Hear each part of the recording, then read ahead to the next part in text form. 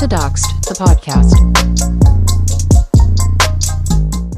So I basically just wanted to have a conversation about belief and religious freedom and how it relates to online cults and even the spiritual TikTok space we were in. I was pressured by a few people to not broach this subject of spirituality when addressing the cyberbullying stuff because they thought it would be like beside the point and turn people off to the important messages. But for me, I think the conversation is important to have, or it groups well in my mind with the rest of what we're talking about, because I think it's related to what's going on in the world overall and how much we need hope.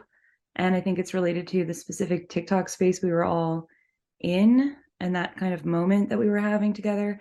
And I also think it was really relevant to my initial disagreement with Allie. And Allie's back. So she was talking today about how I ruined her life over a small disagreement. And that's not how I would characterize the initial thing, but I think that's difficult to explain without kind of digging a little bit into, maybe even what we both believe versus kind of what was the toxic whitewashed version of spirituality that she's even talking about.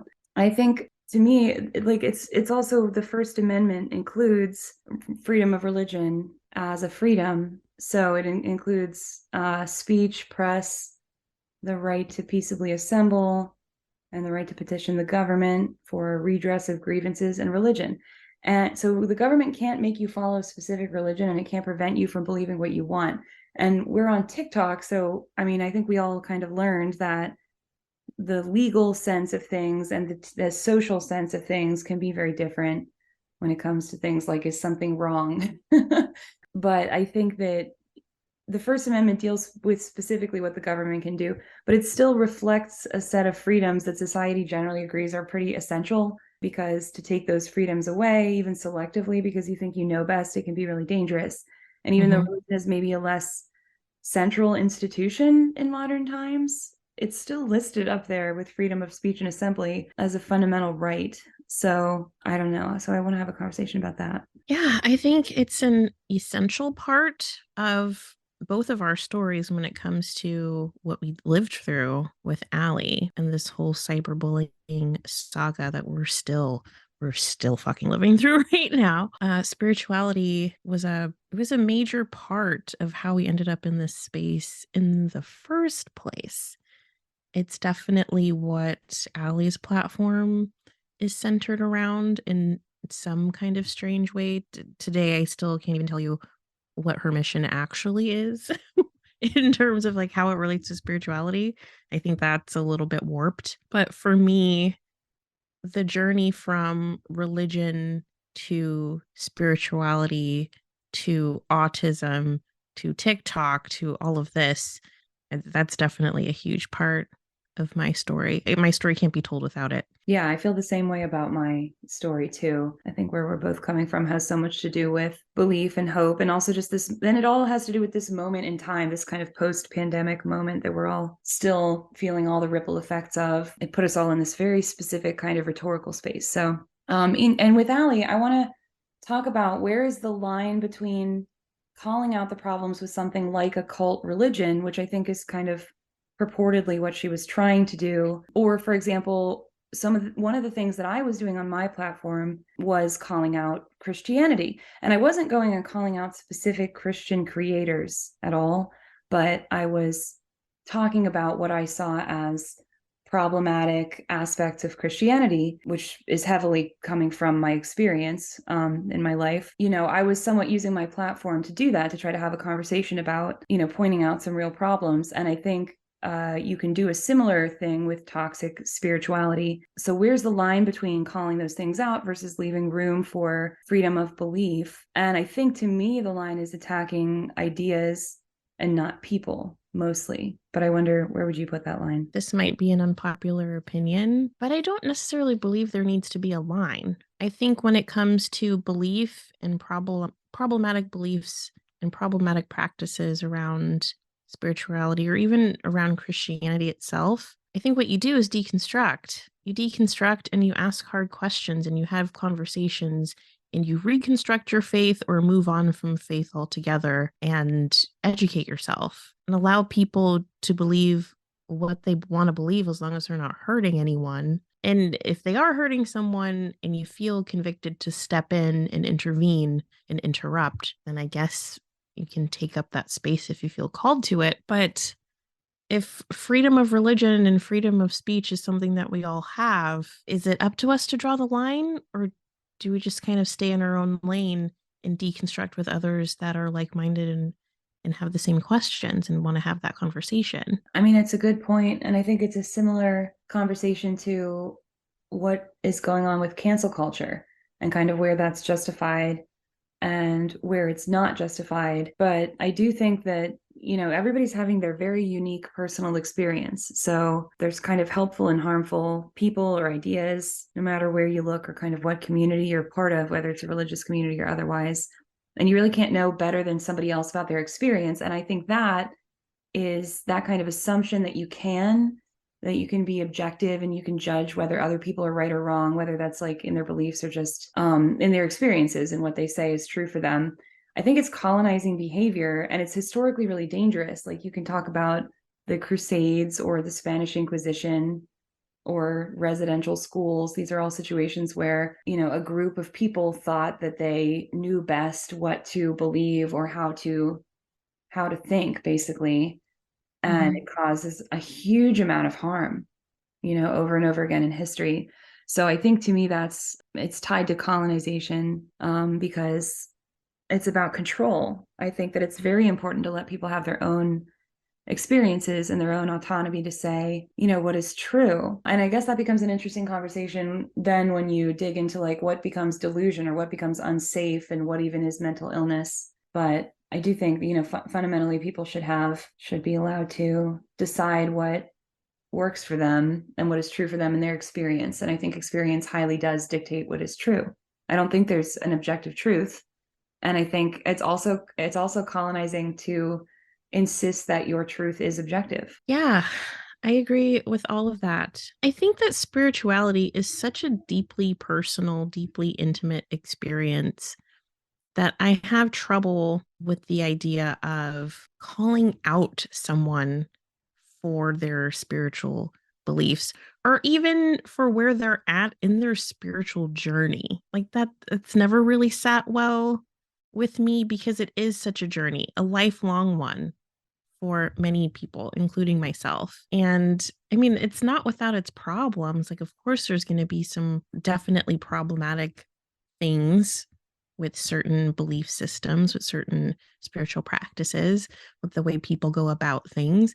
There's going to be some bad actors in there too. I think it's such an important part of the human experience to just allow people to exist and experience spirituality however they're meant to.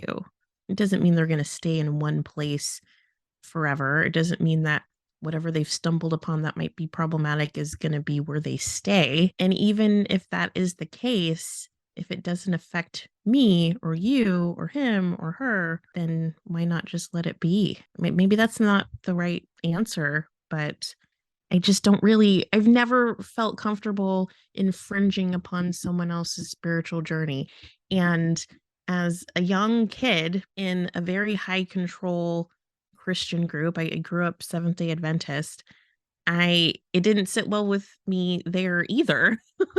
Growing up in a really strict church, a really strict religious household, none of that seemed right to tell me that how I think and how I feel is wrong because it doesn't align with a book that was written thousands of years ago. To tell someone, oh, your spiritual belief or your practice or your use of crystals or certain incense or whatever, that's problematic and wrong. Well, why? What does it have to do with you? I mean, I know there's the whole discord around the discourse around like white sage and Palo Santo and like depleting indigenous people of their like sacred things that they've had forever and appropriating certain things. Like that's a different conversation. That's completely different from what we're talking about. It doesn't sit well with my spirit to infringe upon people's spiritual beliefs in any way. Well, I do think that, again, it's proselytization, which is trying to convert or control other people's beliefs. I just see that as a fundamental problem. I mean, I see colonization as a fundamental problem. And Mm-hmm. I also think that there's a lot about hope that is really decolonizing. And I think part of trying to control people's beliefs is trying to control their freedom to hope and imagine things and imagine possible futures that are better, because that's part of just what keeps us locked in the way that things work. And I think that I also grew up in and I'd love to hear like your kind of entire journey between that point in your life and where you're at now, in terms of maybe how you identify spiritually or your practices, or what led you to want to even speak to spiritual TikTok or write about spiritual topics. But I also grew up in a cult like, or it wasn't a super high control group, but it was a church that was very corporatized. The family that was in charge of it was kind of the top tier of authority. There was no one they reported to. So it was very based around everything about that family, including its flaws, because they were just in charge of the entire thing, and it all trickled down into the character of the community, and it was not the healthiest thing. I think that a lot of what we were taught when we were younger was to proselytize, and I think that it's just an anxiety about controlling other people's thoughts. Controlling people's thoughts is how the powers that be maintain the status quo. Yeah, And it sucks. I think one thing that is really important to me in the framing of a lot of the spiritual rhetoric too, because I can see how it can be really dangerous, because there's a way to take it, all of that language, and turn it into a very solipsistic outlook where everything is a conspiracy and the powers that be are maybe like certain individuals who may be Jewish or whatever, like global world order, conspiracy, reptilian stuff. That's Mhm. all just, but I think that that kind of anti-Semitism, for example, exists whether or not you're using the language of reptilians and stuff. And again, there's going to be good and bad actors in every space. But I think it's important to understand that, at least when I'm talking about the system, and I think when people who are dealing in intersectionality are talking about the system, I think that it's important to understand that it's more like the system is a machine rather than some shadowy cabal of individual people. And the machine just kind of chugs along and does what it's going to do. And it causes, I mean, it can feel like a conspiracy sometimes, but I don't even think that there are necessarily just some shadowy individuals right at the top who are consciously aware of how to control everything. I think it's more like it's all been set in motion a certain way. And so then it takes some active motion in the opposite direction, or basically like throwing a stick in the cogs if you're really going to change anything. But I think that difference is important, because you can use all that same language, whether you're talking spirituality or whether you're talking, I don't know, more broadly, you can use all that same language and be talking about two basically oppositional things. And I think that's where the harm can come in. But to me, the harm is not stemming from spirituality or, anything that's playing out in. That's stemming from the way that society is just set up in the first place. So no matter what Mhm. language you're using, you're still in a society that's setting you up to not be able to break out of it unless you do something really radical and just really kind of break the machine. I agree with that. The amount of courage it takes to be radical and the backlash that you receive for being radical. I don't think a lot of people can wrap their brains around that. I think it's a scary thing to imagine throwing a stick in the cog and stopping the machine, interrupting that forward motion to affect actual significant change. Yeah. And how do you even go about doing that? Is it worth it to do that? Or is it more about individual small changes over time? Because the machine will try to grind you into dust anyway, whether or not we speak. That's from Sister Mm, Outsider. But that's kind of my outlook at this point, is just that it's all about, the whole thing is consuming us all the time. And I think consumption is also part of the big problem. And I think that it's not comfortable to go against the grain. It's not comfortable, because everything in the entire system, and again, it's not like some individual people, it's the whole machine that you're inside of, that you're some cog in, doesn't want you to do anything but what it was trying to program you to do the whole time.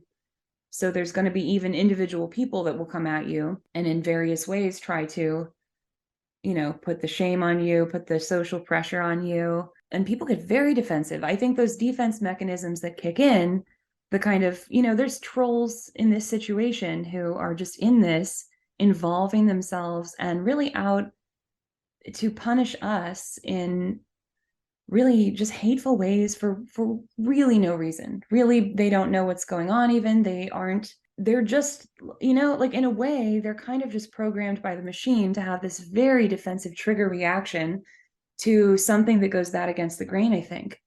And that can be wild to see a level of spite in an individual who is just, I don't know, not done the deconstruction to not do that at something medical. But that's, so that's one example, but it's everywhere. It's all the time, kind of wanting to push you into a box. Like, I think about this with my queerness. It's much harder to have a non-nuclear, non-hetero cis relationship, not a straight relationship, because everything in society just makes it easier to do that. It's easier to get married. It's easier to combine your finances. You're more financially secure.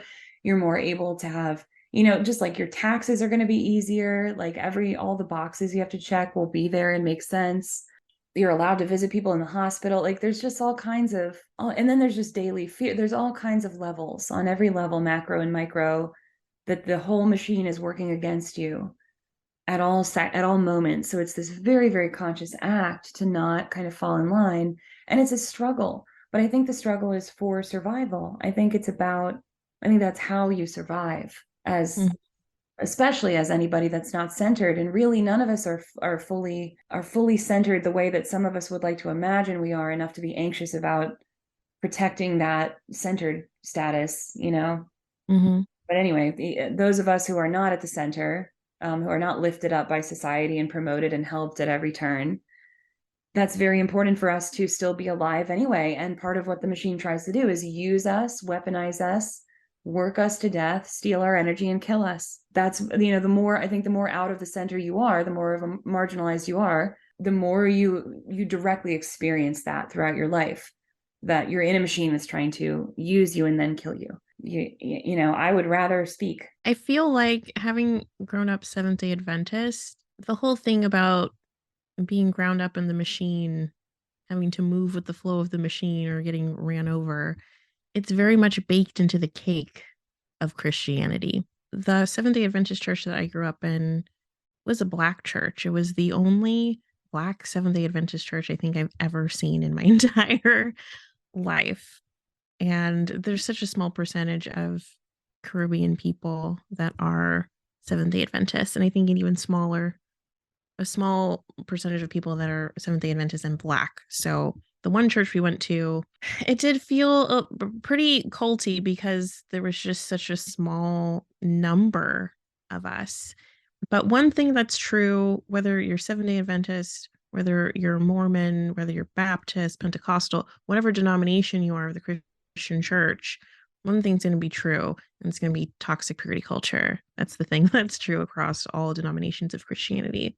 Yeah. So growing up, I was told as a kid and shown as a kid, you're supposed to be seen and not heard. But then as you mature into your femininity, you mature into your womanhood, you're supposed to understand you are to not be heard and not be seen. You're taught that your growing body, your developing body is a stumbling block for your brothers in Christ. You shoulder the burden of having to manage the impure thoughts of every man and every boy that lays eyes on you. You have to prevent men from looking at you, because just a look is a sin, and that sin is your fault as the girl. And that's a heavy cross to bear.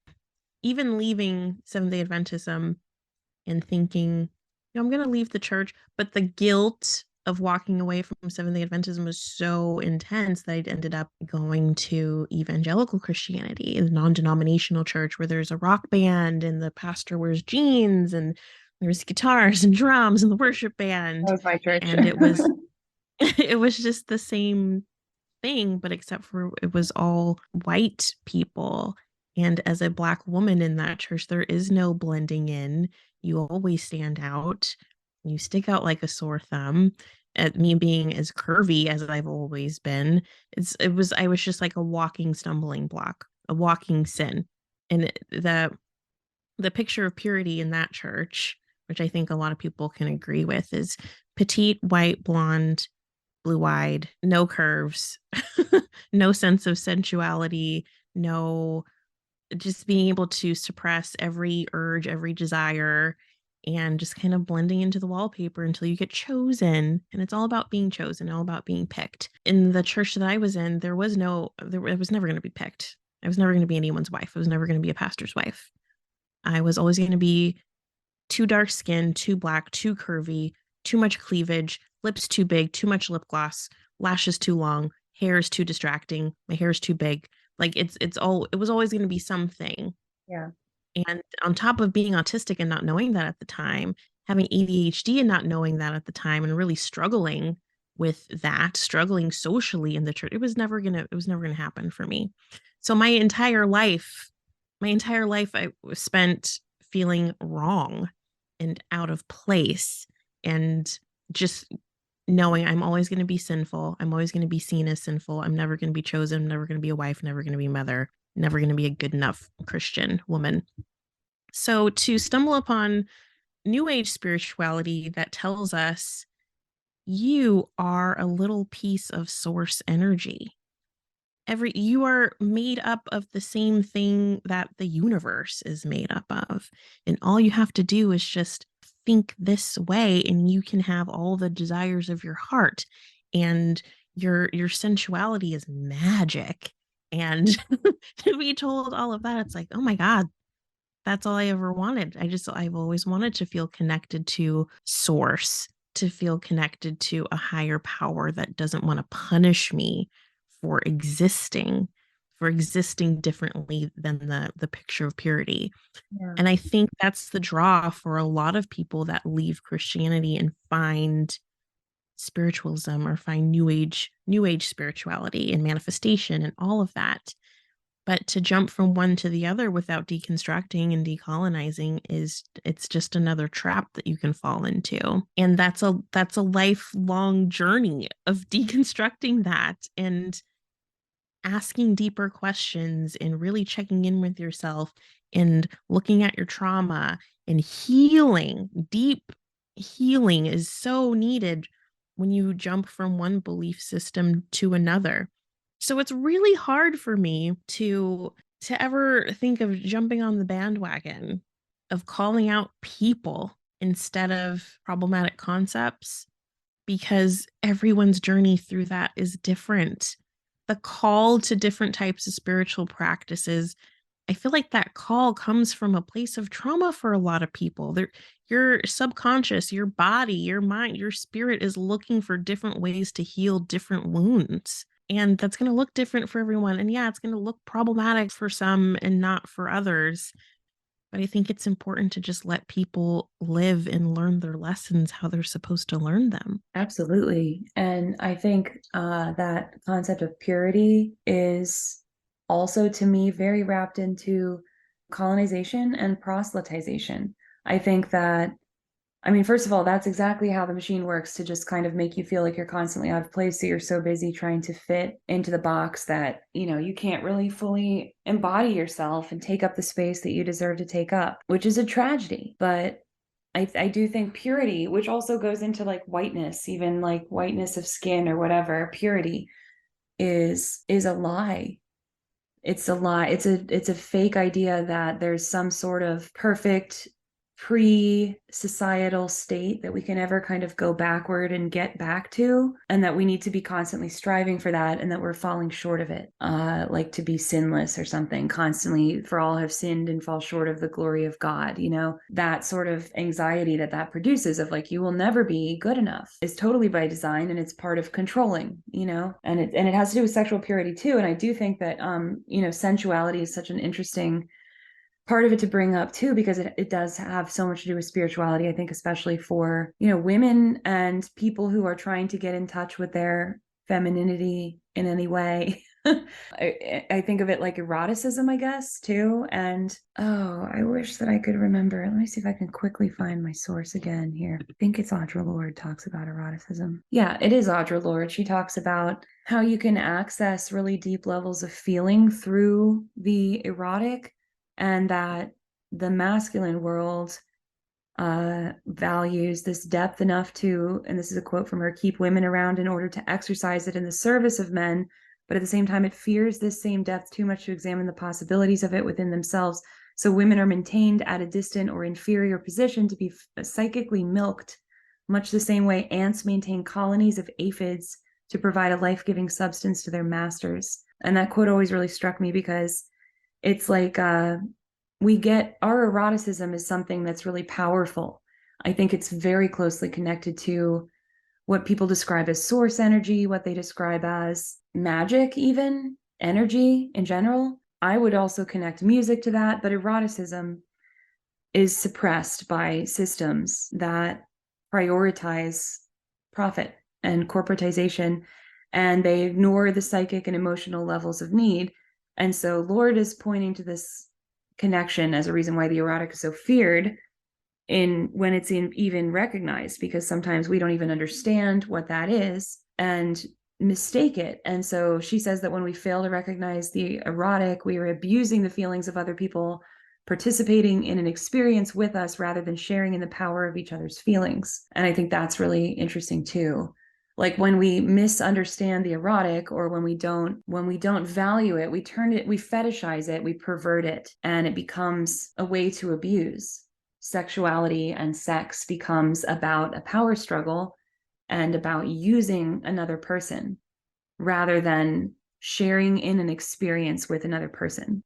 And so I think that part of re-empowerment for all of us, really, because all of us have, masculine and feminine aspects and elements to try to balance, but I think there's a lot of a problem of suppressing the erotic precisely because it is such a powerful thing. And I think that happens a lot with this system, this machine, that precisely the things that are the most powerful are laughed at, are minimized, are looked down at. Even, when it comes to spirituality, and people, correctly comment and note that a lot of the stuff that has come up around manifestation, around twin flames, around clear sensitivity, psychic practices, a lot of that started with white women, and a lot of it was discounting a lot of things, basically the early history of it was very whitewashed, but it was also very led by women. And I think that can be a reason why spirituality, or I guess what you would call new age spirituality, but that's not it's not a religion. That's just a loose term to describe a wide variety of belief systems that people kind of personally adopt or amalgamate. But it's very women led. I think it always has been. And so I think it's important to notice that there are racist elements to a lot of those early writings, and where that's coming from through the context of the history. But it's also important to recognize that it's a woman-led thing. And I think that's a big reason why it gets discounted, because it's precisely because it's so powerful, actually. I agree that it's a woman-led thing, and I think that's true across all cultures, across all time periods since the beginning of time. I think that's always been true. That spirituality has always been led by women. Yeah, I believe that. I think spirituality in its truest form and its most raw form is something that's been led by the feminine, for sure. Well, I do think that there's if you're talking about a dual feminine masculine opposition, part of that is internal versus external. So I think the external trappings of religion, and religion is a public kind of institution. That's actually part of why it's included in the Constitution, because men wrote that and thought that those things were important, because men are all about these public institutions. So university systems, politics, law, and these are very external things. These have to do with going out into the world, journeying forth and trying to make your way. And then there's the internal, which are things that happen in the home, things that happen in the heart, things that happen in the family, things that happen personally. So I think those internal things have been women led for a long time. And then I think that they become institutionalized, and it's almost like a way of fossilizing, or like, maybe that's not quite the right word, because it's not like they're dead once they become external, but they sort of become depersonalized, or like dissociate. No, depersonalized, I think, is the word. So I think things like, faith and hope are things that happen. Are you tired of feeling unsafe online? Do you want to learn how to protect yourself from cyberbullying, doxing, and other forms of online harassment? Then look no further than Doxxed the Podcast. Visit the website doxxedthepodcast.com to sign up for the Doxxed free ebook full of helpful tips and resources for online safety. Plus, when you sign up, you'll receive the weekly newsletter with the latest updates on upcoming content. There are many ways to connect with Doxxed, including Twitter, Instagram, TikTok, and Discord. Have a story to share or feedback to give? Use the contact form on the site to reach out, or leave a voice message to be featured on the show. And for exclusive content, subscribe to the Doxxed Supercast to gain access to the private podcast feed with member-only exclusives. Take control of your online safety and join the Doxxed community today.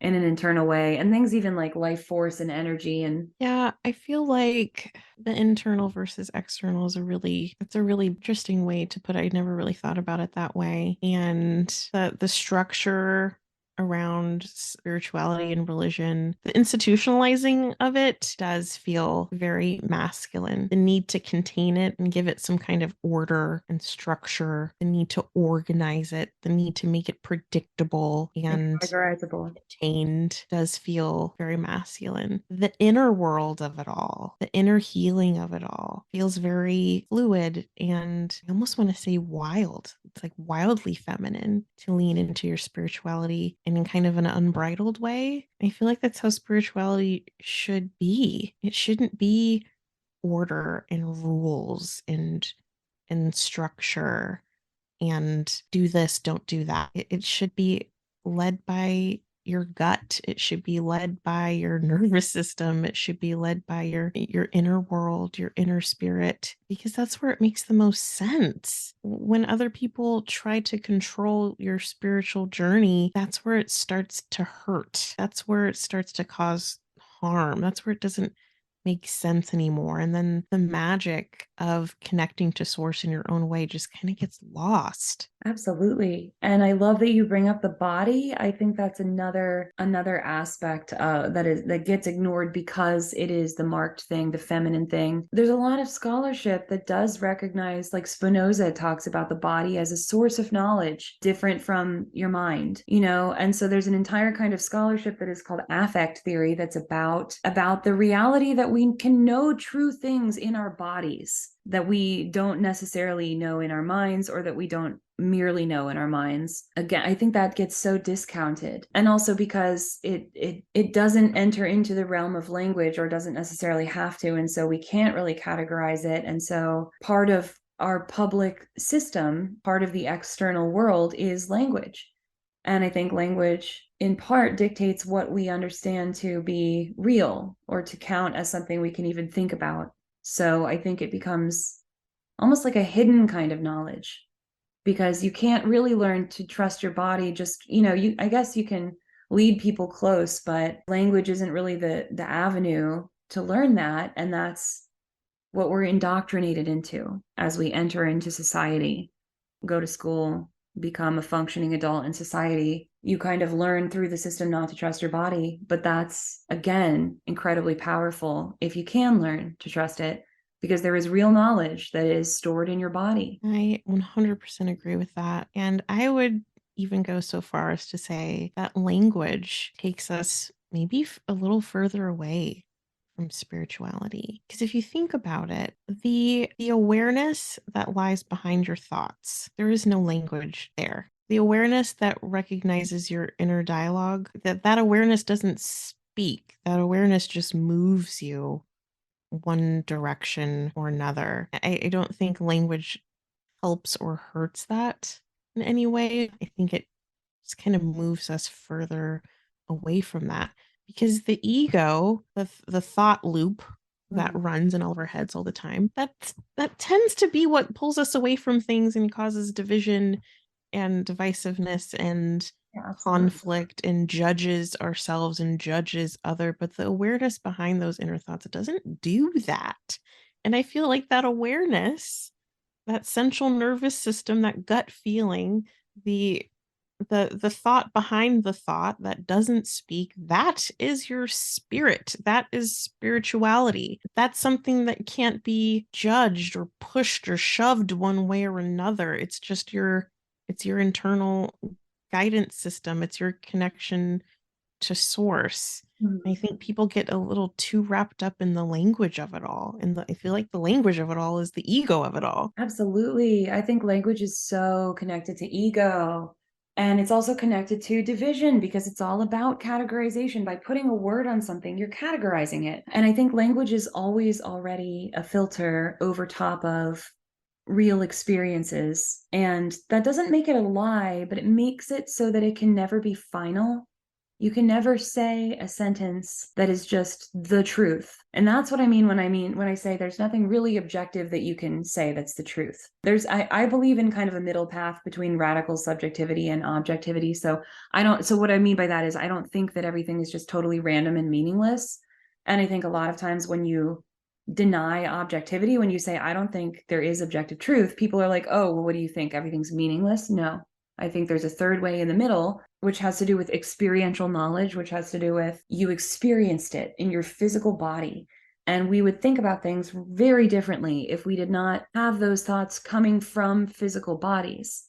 Like, for example, you have a barrier of your skin between your internal self and your external world. That kind of categorizes the difference between those two things, is your skin.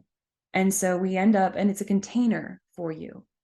And so we end up thinking about a lot of things in our world in terms of container metaphors because we are humans in human bodies. So all of kind of what we understand to be true is very much dictated by our human experiences. It would be so different, unimaginably different, if we had completely different experiences. So it's always some kind of a subjective filter, which can still be grounded in your actual bodily experience. And so I think you can kind of use language, and you have to, I think really that, this digs into my personal beliefs, and I don't think everyone should have to believe the same thing I do at all. I think that we are all connected as one kind of thing. And I think that all of this business about identity and about even, politics, language, all of it is one giant organism called humanity that is all processing and dealing with itself, whatever. Like, why are you calling yourself this oppressed identity? Why don't you just move past it? Well, no, that's called spiritual bypassing, because you're basically just ignoring something that you actually have to sit there and process. It's all about sitting there and doing the work to process it. And then once you get past that point, then you no longer need language. Then you no longer need society. Then you no longer need individual identities. Then we really can be just one big thing. But first you have to do that kind of processing integration part. And I think that's what all of language really is. It's us all kind of processing our experiences and trying to reintegrate them. And the ego is also us all trying to process our experiences. Yeah. The ego is a mechanism for processing our experiences. And that is sort of what develops our personality. And our personality is what we move through the world with. That's how we interact with other people. It's how we perceive others and how they perceive us. And gets us in a lot of trouble. It creates a lot of beautiful experiences and a lot of really painful ones.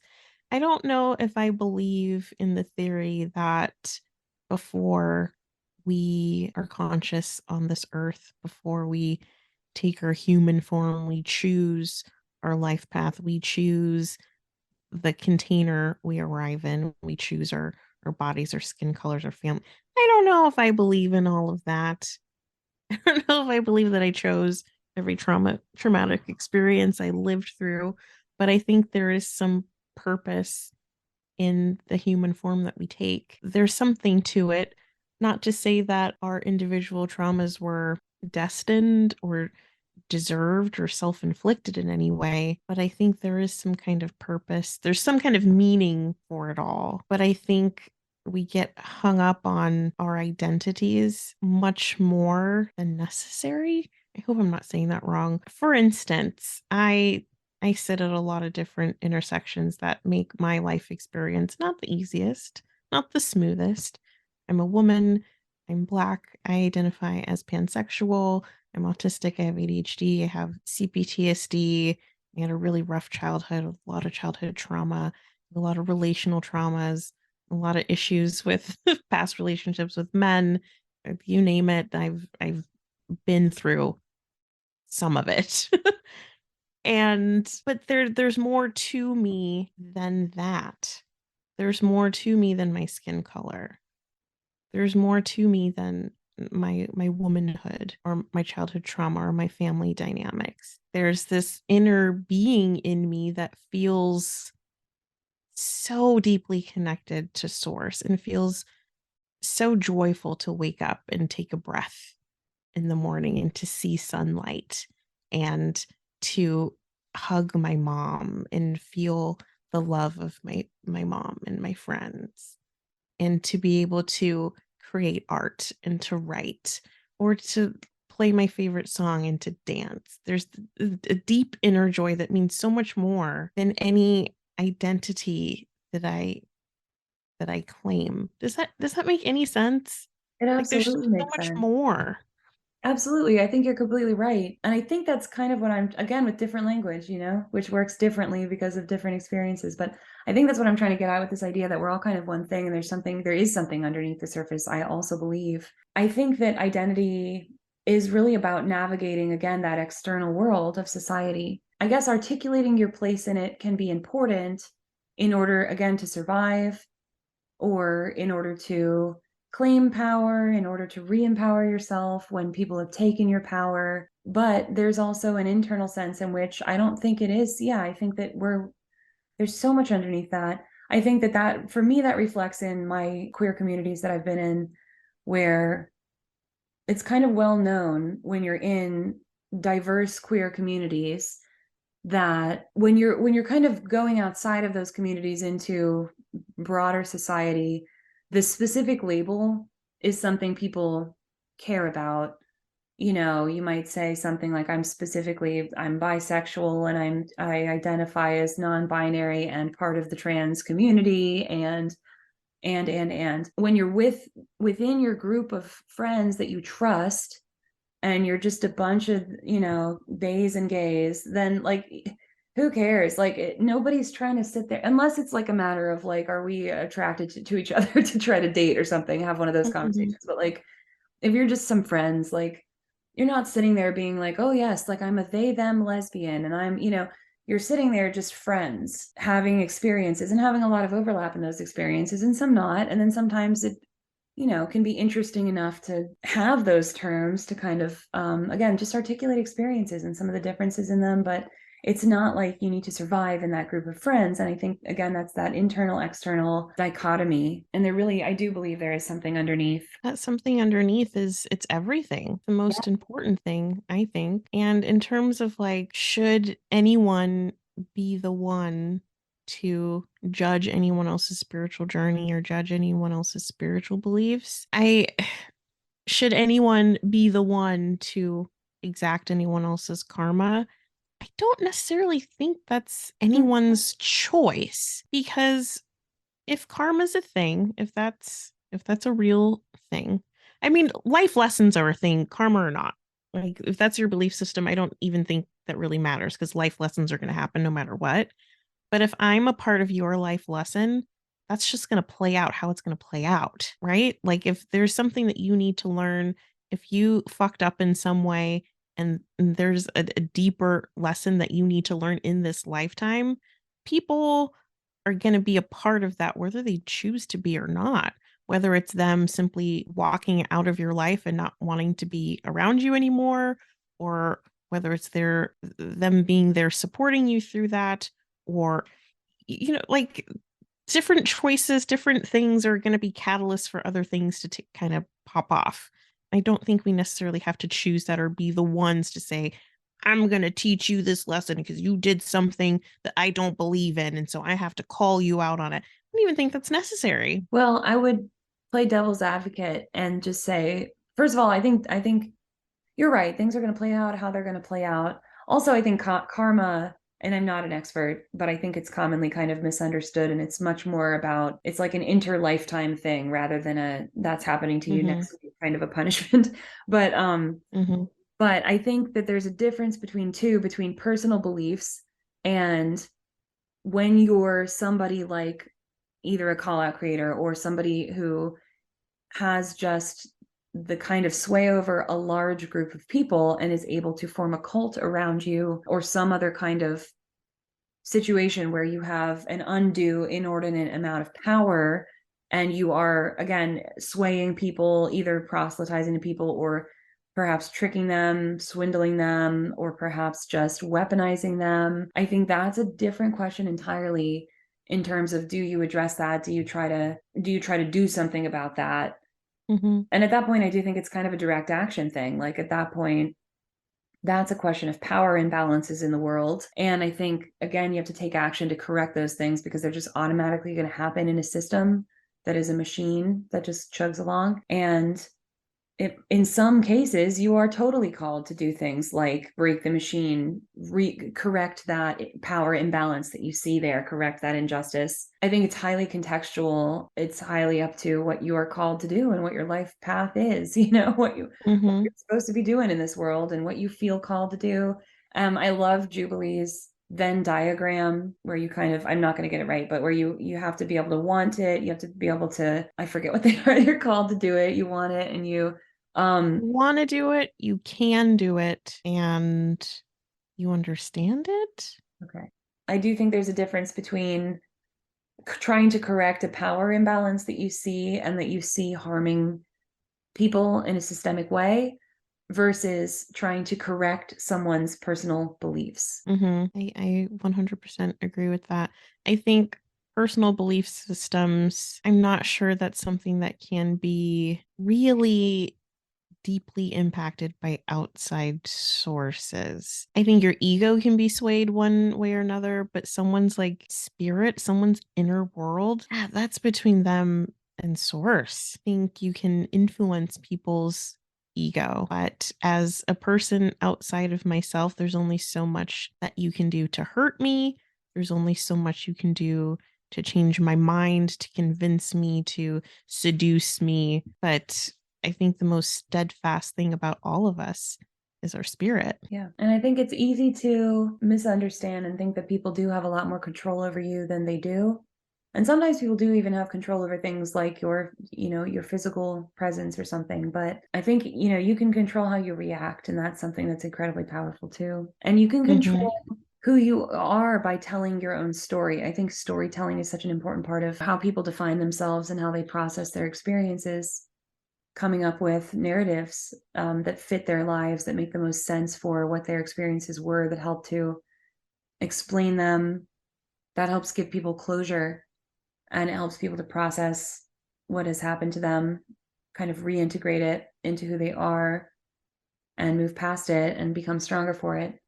So I think being able to tell ourselves stories and tell each other stories of who we are, of what our experiences are, that's very, very healing. And it's an important part of, I think storytelling is such an essential part of not just spiritual journeys, but just culture. Yeah. Storytelling is what keeps culture alive.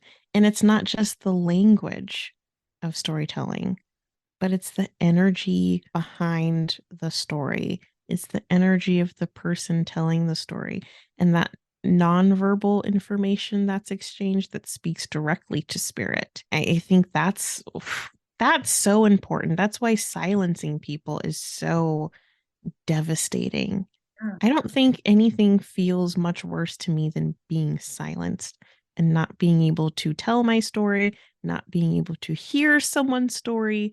And people really, really get hell bent around like making sure they're able to control a story, making sure their side of a story is told and the other isn't told. And if they do tell it, it needs to be spun this way or another. I think everyone pretty deeply understands the importance of storytelling, but above that, even more important than that, is being able to read the energy behind a story. Absolutely. And I think, there's also a big difference between, we used to pass down stories and songs orally through telling each other them. And then that switched to writing, and then we had the whole Enlightenment kind of happened because of this big switch of how we got our knowledge from passing it down, and that including the body language and the tone and the energy of it, and almost kind of truncating it in a way with the advent of writing. And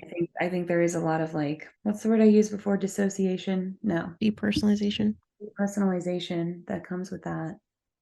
And even, that comes into asynchronicity as well, and anonymity, which trickles into our conversations today about isolation from this mass movement online to all of our communities and interactions being parasocial online, and our conversation the other day about how trolling increases when people are more isolated and are able to be anonymized. I think that's interesting too. With the advent of this whole influencer era that we're in, and the uptick in parasocial relationships, specifically talking about TikTok, because I think parasocial relationships have taken a turn.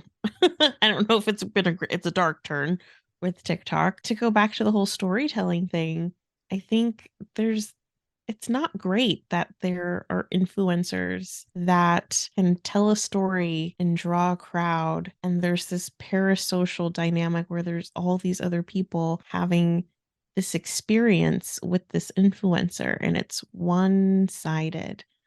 But the grip that they have on these people, on these followers, depending on the niche that you're in.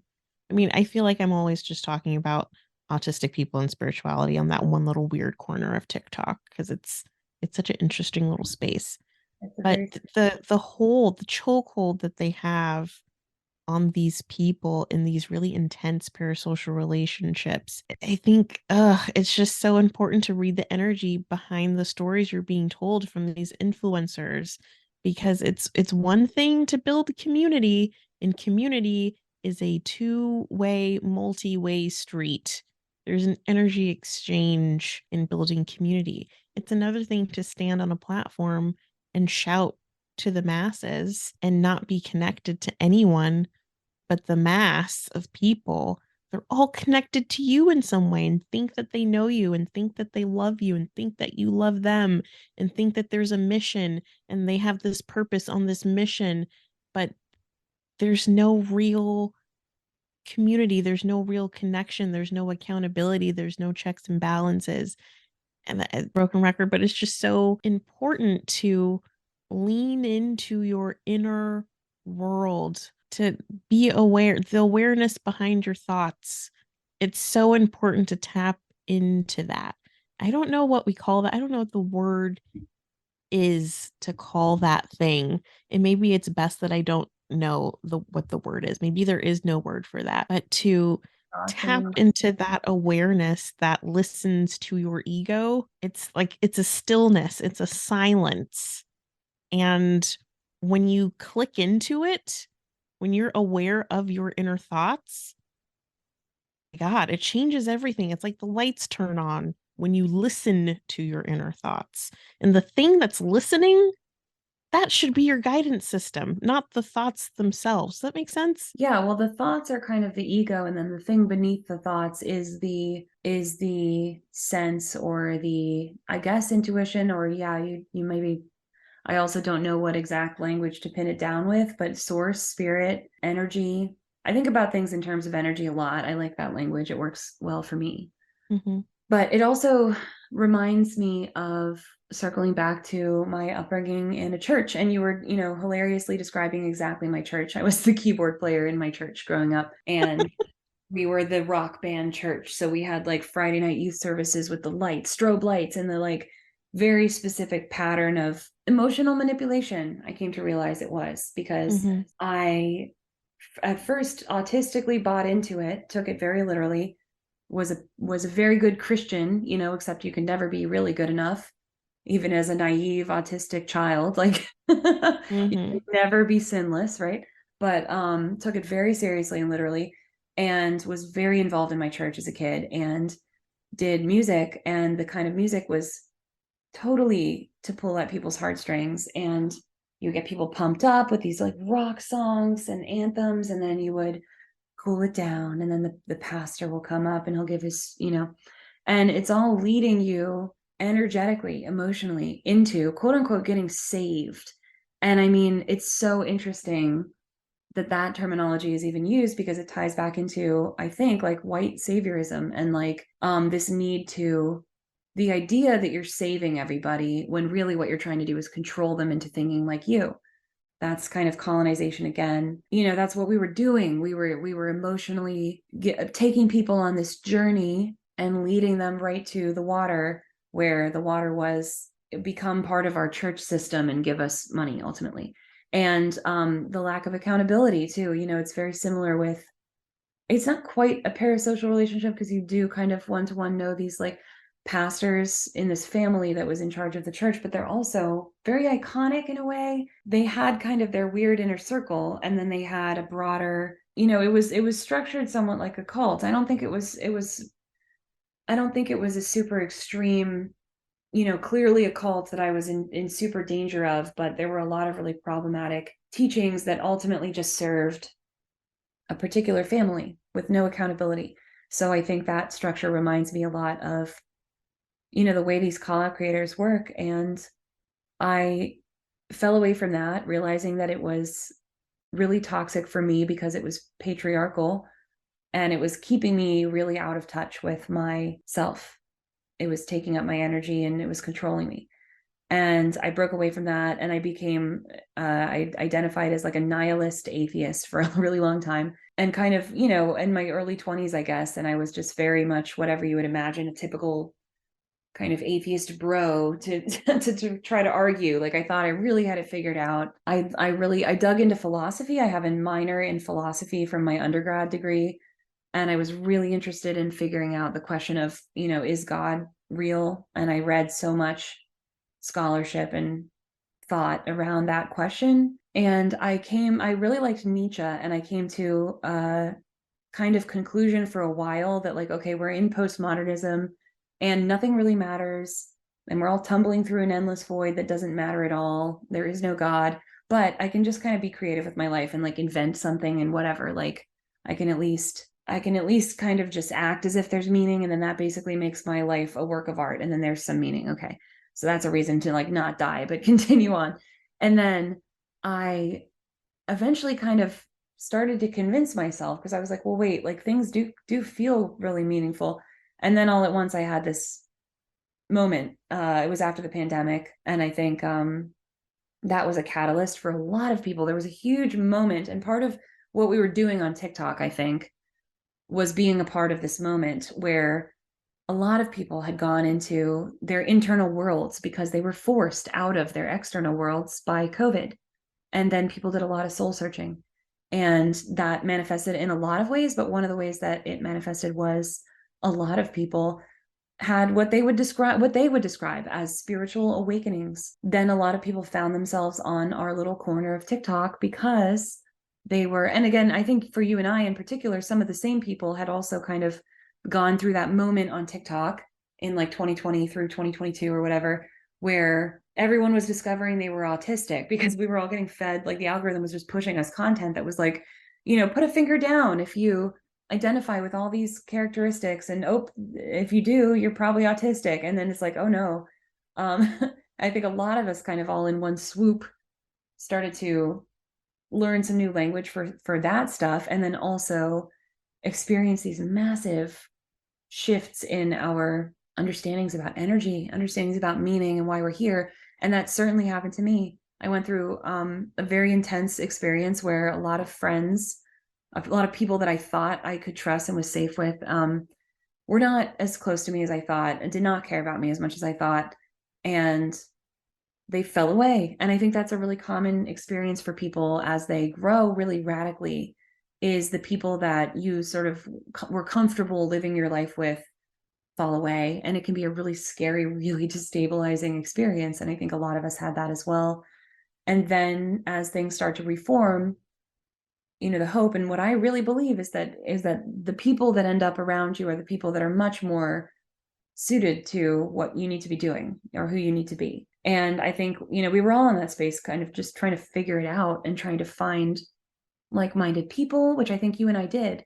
And I think I did with a few other people, and I hope you did too in that space. And then of course, among us are wolves and grifters and people trying to build their brand to whatever degree or just make a quick buck. And then there's people that are trying to straddle that where they're like, well, I want to make this a career because I really do feel called to it.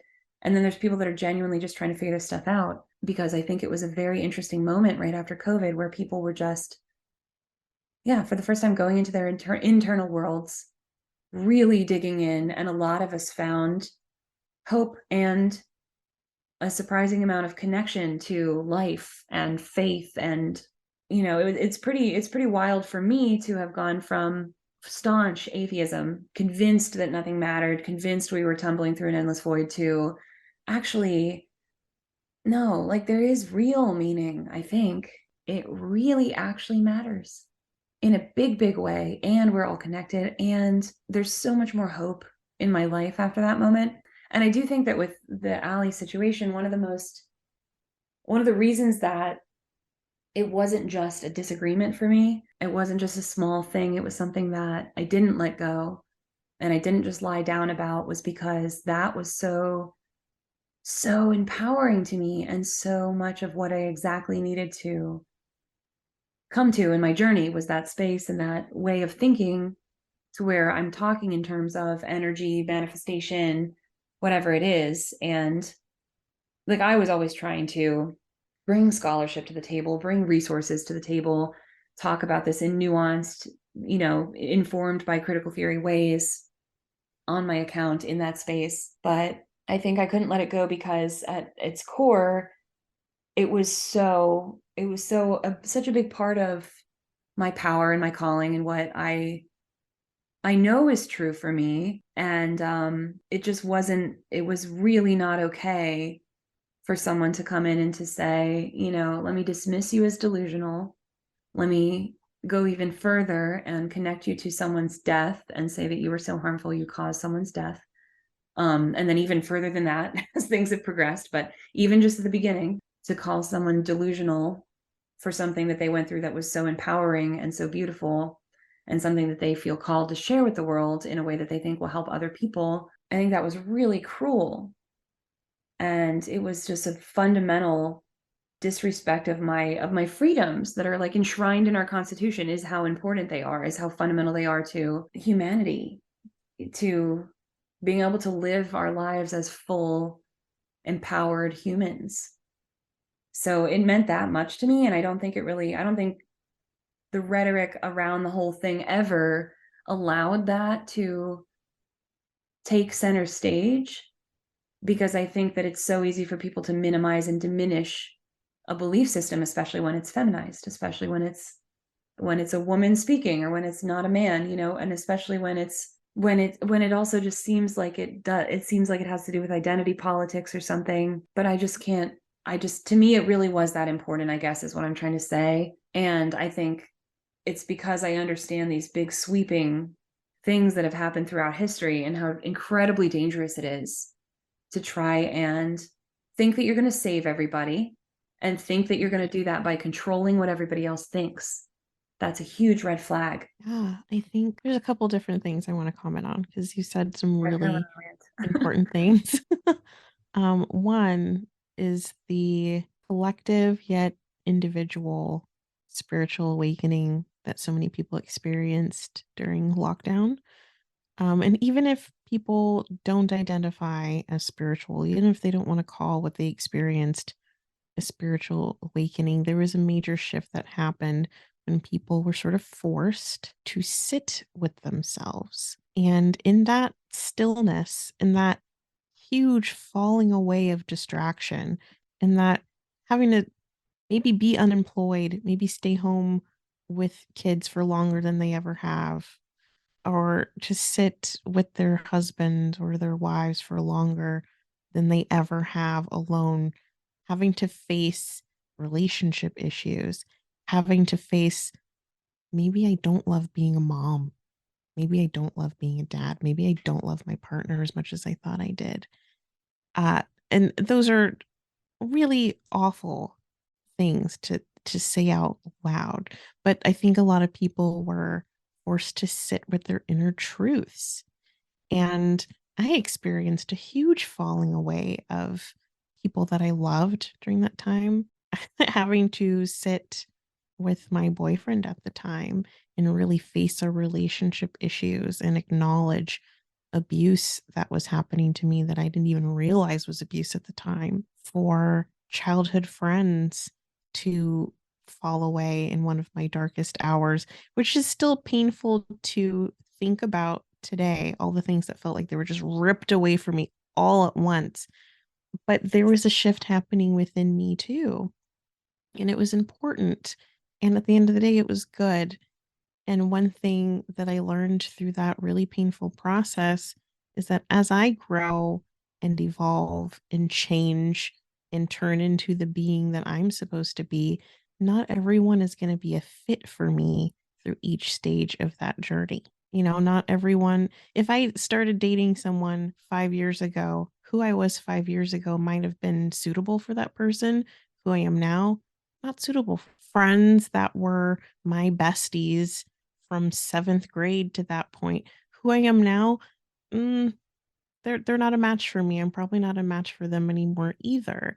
And having to accept that all of that was okay. As painful as the breakdown of all of those things were, it was supposed to happen, because if they didn't, I wouldn't be who I am now, which is someone that is ever evolving and ever changing. And I think that a lot of people experience that same thing in one way or another, stripped down, stripped bare. And I know it seems really silly to be like, and then we all made it to TikTok, but a lot of us did. A lot of us found TikTok for our social fix when, there was no one to communicate with, when our relationships were ending and our friendships were ending and we felt like we had no one to talk to. It was nice to scroll on TikTok for a few hours and get a laugh. The algorithm, the FYP, I don't know what kind of voodoo's behind that. But I think also another thing that happens when you're stripped bare and you're forced to sit in stillness and kind of deal with yourself and tap into your inner world a little bit more, that awareness behind your ego steps forward a little bit more. Not only do you realize that some of your relationship dynamics are diseased, some of your friendships are diseased, you also recognize dis-ease within yourself. You realize what's sick in your body for yourself. Not to say that autism is a sickness or a dis-ease, but it's something. It's something that impacts your entire life without you knowing. And when you realize what the thing is that makes your entire life make sense, that's a major energetic shift too. I know of so many people that during COVID realized all kinds of different things about their bodies. I had a friend that realized pretty soon after lockdown that she had cancer.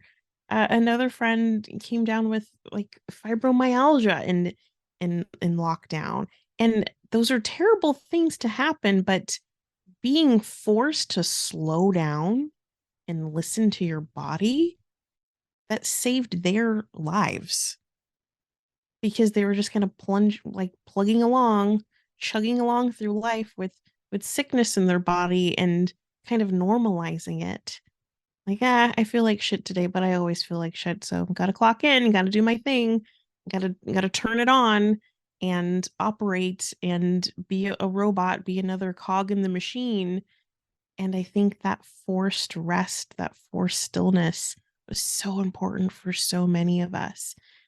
And to draw us all, or draw so many of us to a platform like TikTok, where we're able to be ourselves in a new way, kind of dip your toe into this new version of yourself and try it on and interact with other people. I think that was really important for culture and for individual people to be able to do that, to be able to unmask and connect with others.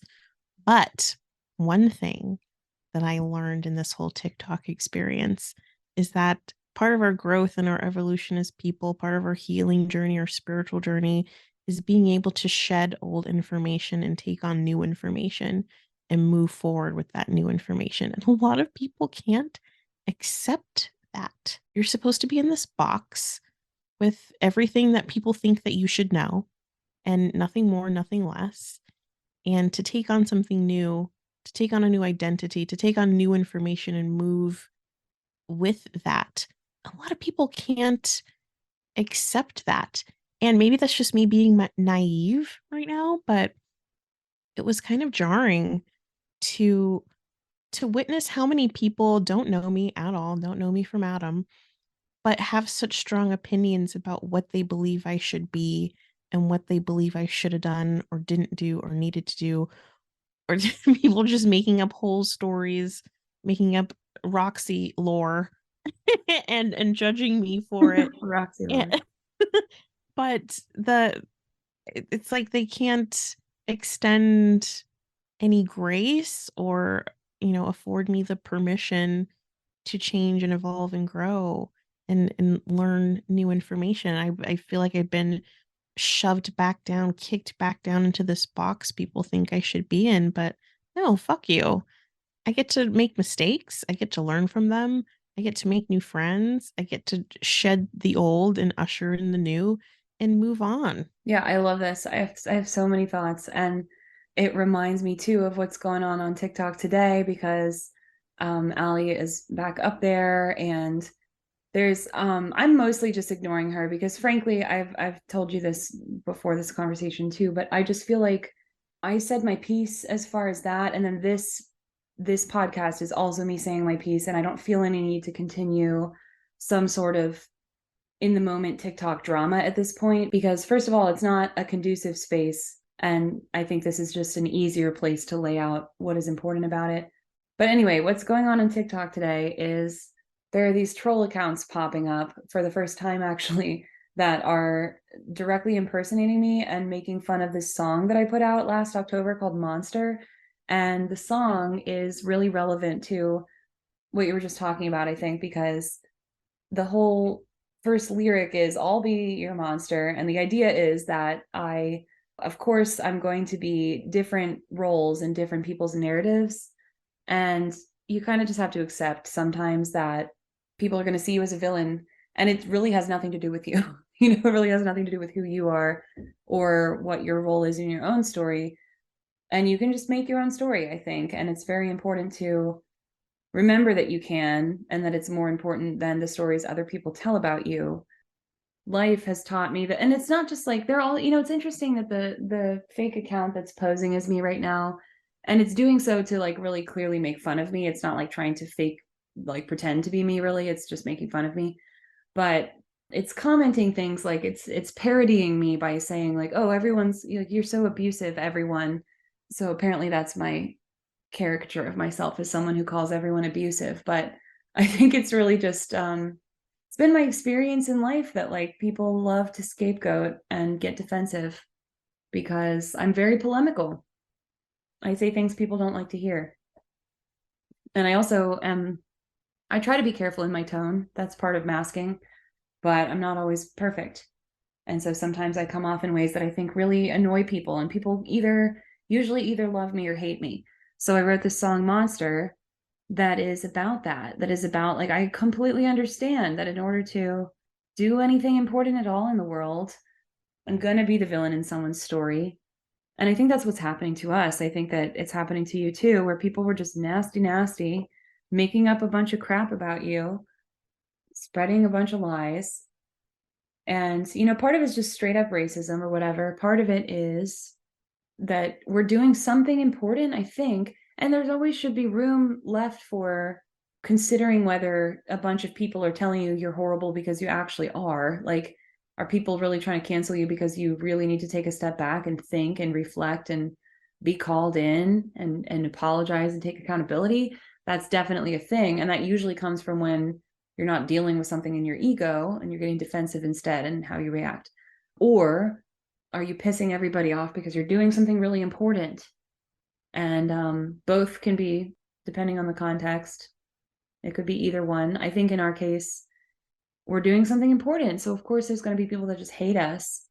And so in a way, I almost wrote the song knowing for a fact somebody was going to go back and be like, see, everybody thinks, or see, you're a monster. And you said so yourself in your video. And like, sure, I guess, but I know that I'm not, so it really doesn't matter. Thank you for listening. Find additional content at doxxedthepodcast.com.